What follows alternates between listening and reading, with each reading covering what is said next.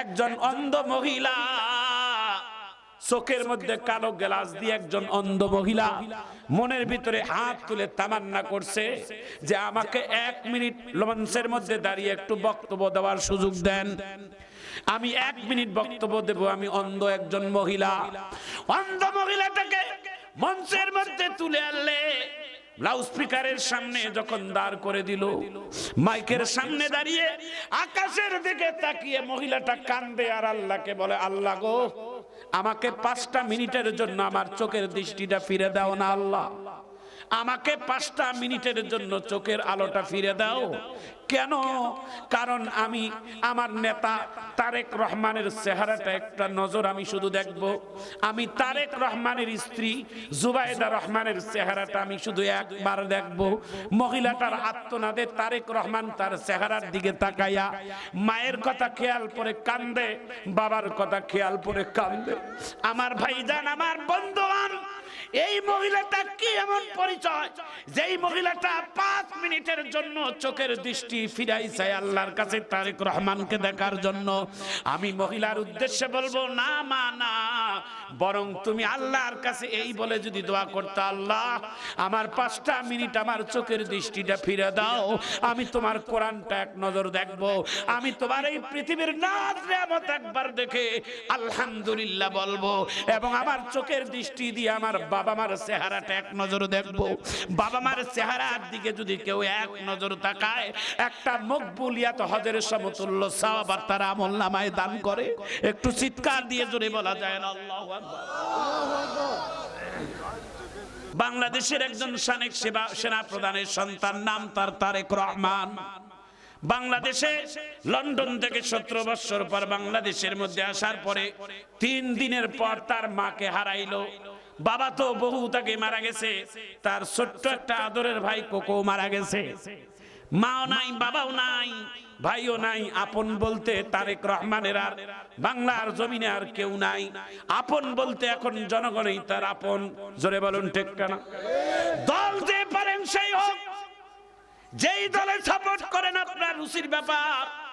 মানবিক কারণে একটা এতিমের পাশে দাঁড়ানো আমাদের দরকার। জোরে বলুন ঠিক কিনা? ভাইজান আমার, বন্ধুগণ আমার, গতকালকে একটা জনসভায় বক্তব্য দেওয়ার সময় আমি দেখলাম হৃদয়টা একেবারে ভেঙে গেছে বক্তব্য দেওয়াটার সময়। কারণ এতিমের কষ্ট তো এতিমেরাই বোঝে। তারেক রহমান আর তার স্ত্রী সহধর্মিনী ডক্টর জুবাইদা রহমান পাশের মধ্যে বসা, অনেক হাজার হাজার নেতা কর্মীরা, শত শত হাজার হাজার নেতা কর্মীরা বাহিরে বসা। ভাইজান আমার, বন্ধুগণ আমার, আমার জীবনের সেই শ্রেষ্ঠ কথাটা আপনাদের সামনে বলে দেই, এক ফোঁটা চোখের পানি ফেলবেন। এটা বলার পরেই সঙ্গে সঙ্গে আমরা দোয়া করব হাত তুলে। কেউ বেয়াদবি করবেন না, আমার দিকে তাকিয়ে থাকে। সম্ভবত সেই দিনের মাহফিলটা ছিল আমার লালমনিরহাট জেলা। কোরআনের হাফেজদের মাথায় পাগড়ি প্রধান উপলক্ষে 10 জন কোরআনের হাফেজদের মাথায় পাগড়ি ছিল সেই দিনের মাহফিলে। মাদ্রাসার হাফেজদের মাথায় পাগড়ি দেওয়া, মঞ্চের সামনে 10 জন বাচ্চা সাদা পাঞ্জাবি, সাদা টুপি, সাদা পায়জামা পরে দাঁড়িয়ে গেছে। ওই সময় আমি একটা করে বাচ্চার মাথায় এইভাবে পাগড়ি পেঁচাই দিয়ে একে একে 9টা বাচ্চার মাথায় পাগড়ি দিলাম। আর শেষের একটা বাচ্চা শুধু বাকি আছে। ওই বাচ্চাটার মাথায় যখন পাগড়ি পেঁচাইতে গেলাম, যাইয়া দেখি বাচ্চাটা মাথাটা হেড করে দিয়ে চোখের পানি ফেলে ফেলে কান্দে, বুকটা তার ভিজে গেছে। বাচ্চাটার চোখের পানি দেখা মাত্র আমি বুকের মধ্যে জড়িয়ে নিয়ে বললাম, বাজান, তোমার 9 বন্ধুর মাথায় যখন পাগড়ি দিলাম তখন সবার মুখের মধ্যে হাসি দেখলাম, আনন্দ দেখলাম, তুমি কেন কান্দো বাজান, তোমার কি দুঃখ? বাচ্চাটা চোখের পানি ছেড়ে দিয়ে কান্দে আর বলে, হুজুর, আমার দুঃখ শুনলে আপনিও সহ্য করতে পারবেন না। আমি বললাম, কেন বাজান? বলছে, হুজুর, আমার 9 বন্ধুর পিছনে তাদের ছায়া হিসেবে তাদের বাবারা দাঁড়িয়ে আছে। মাহফিল ইন্তেজামিয়া কমিটি সবার বাবাদের জন্য একটা করে টুপি, একটা করে রুমাল উপহার দিবে। আমার বাবা পিছনের মধ্যে দেখেন, আমার বাবা নাই। মাহফিলের 3 দিন আগে আমার বাবা আমার ছেড়ে এতিম বানিয়ে দুনিয়া থেকে চলে গেছে। আমার বাবার কথা খেয়াল পড়ছে বলে আমি আজকে পাগড়ি নেওয়ার সময় আমি চোখের পানি ছেড়ে দিয়ে কান্দি।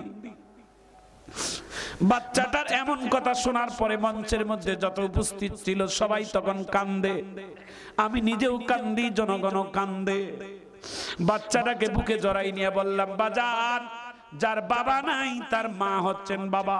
তোর মাথায় পাগড়ি দিলাম, তোর মাকে নিয়ে যায় দেখা, তোর মা খুশি হয়ে যাবে। বাচ্চাটা আরো হাউমাউ করে কান্দে আর ডাক দিয়ে বলে, হুজুর, আমার মা তো আমার বাবার বহুত আগে আমার এতিম বানিয়ে দুনিয়া থেকে চলে গেছে। এই পৃথিবীতে আমার মা আগে চলে গেছে, আমার বাবা 3 দিন আগে মারা গেছে। আমার বাবা নাই, মা নাই, আমি একে সর্বহারা এতিম হয়ে গেছি। আজকে আমার মাথার পাগড়ি কে দেখবে হুজুর? আমার পাগড়ি দেখার মতো তো কেউ নাই, আমার আপন বলতে কেউ নাই। আজকে দেশের যদি প্রধানমন্ত্রী তারেক রহমান হয়, মা বেঁচে থাকলে খুশি হতো, কিন্তু কেউ দেখার মতো নাই রে বাজার। বাচ্চারা চোখের পানি ছেড়ে দিয়ে কান্দে। বাচ্চারা ডাক দিয়ে বললাম, বাবা, তোর মাথায় পাগড়ি দিলাম, আগামীকাল ফজরের নামাজের পরে পাগড়ি পরা অবস্থায় তোর বাবা মার কবরের পাশে দাঁড়াবি। কবরের পাশে দাঁড়িয়া, তোর বাবা মার কবরের পাশে দাঁড়িয়া সূরা ইখলাস তেলাওয়াত করবি, আর রহমান তেলাওয়াত করবি, সূরা ইয়াসিন তেলাওয়াত করবি। পরের দিন সকালবেলা ফজরের নামাজের পর মাদ্রাসার মুহতামিম আমাকে ডাক দিয়ে বলে, হযরত চলেন একটু কবর জিয়ারত করে আসি। আমি বললাম, কার? বলে, গতকালকে যেই কোরআনের হাফেজটার মাথায় পাগড়ি দিয়েছিলেন, কেঁদেছিলেন, ওই বাচ্চাটার কোরআনের হাফেজের বাবা মার কবর মাদ্রাসার পাশেই কবর, চলেন একটু জিয়ারত করে আসি। আমি বললাম, চলেন। একজন কোরআনের হাফেজের মা বাবার কবরের জিয়ারত করা তো বড়ই ভাগ্যের ব্যাপার, চলেন যাই একটু জিয়ারত করে আসি। ফজরের নামাজের পর ওই কবরস্থানের ভিতরে ঢুকা মাত্র দেখি কবরের ভিতর থেকে কান্নার আওয়াজ। মুহতামিমকে ডাক দিয়ে বললাম, ভাই, এত সকালবেলা কবরের ভিতর থেকে কে কান্দে? কুয়াশার শীতের সকাল। 1 পা 2 পা করে কবরের পাশে যায়, দেখি ওই বাচ্চাটা, যেই বাচ্চাটা গতকালকে পাগড়ি নেওয়ার সময় মা মা বাবা বাবা বলে কাঁদছিল, ওই বাচ্চাটা আজকে সকালবেলা পাগড়ি পরে বাবা মার কবরের পাশে দাঁড়িয়ে মা বাবা করে কান্দে হাউমাউ করে। বাচ্চাটাকে ডাক দিয়ে বললাম, বাজান রে, আর কান্দিস না, তোর চোখের পানি তোর আল্লাহর দরবারে কবুল হয়ে গেছে রে বাজার। তোর বাবা মা কত বড় ভাগ্যবান, তুই কোরআনের হাফেজ হইয়া বাবা মার কবরের পাশে দাঁড়াইয়া সালাম দিবি, সূরা ইখলাস পড়বি, তোর বাবা মার কবরটাকে আল্লাহ তাআলা জান্নাতের বাগান বানিয়ে দিতে দেরি করবে না। পায়ে হাত দিয়ে অনুরোধ করে যাই, আল্লাহ যদি কারো সন্তান দিয়ে থাকে, একটা সন্তানকে আলেম বানাবেন, হাফেজ বানাবেন। কমপক্ষে আপনার সন্তানটা আপনি মারা গেলে জানাজা নামাজটা নিজে পড়াবে। সুবহানাল্লাহ বলেন। এই এলাকার একজন মুফতিও যদি আপনার জানাজা নামাজ পড়ায়, তার চোখের পানি আসবে না। কিন্তু আপনার সন্তান যদি আপনার জানাজা নামাজ পড়ায়, 100% চোখের পানি আসতে বাধ্য হবে। জোরে বলুন ঠিক কেন? 100%। আব্বা, পদ্মার আলের আম্মা, গাছ ভালো তার ফল ভালো মা, তোমাদের কাছে আমি অনুরোধ করি, আমরা তো তোমাদের মতো মায়ের পেট থেকে আসছি। এই যে আমাদের ইমাম সাহেব, উনিও তো তোমাদের মতো মায়ের পেট থেকে আসছি। আমার মা কত ধন্য যে আমরা 5 সন্তান মায়ের পেট থেকে বাহির হয়েছি, 5 জনে আলেম।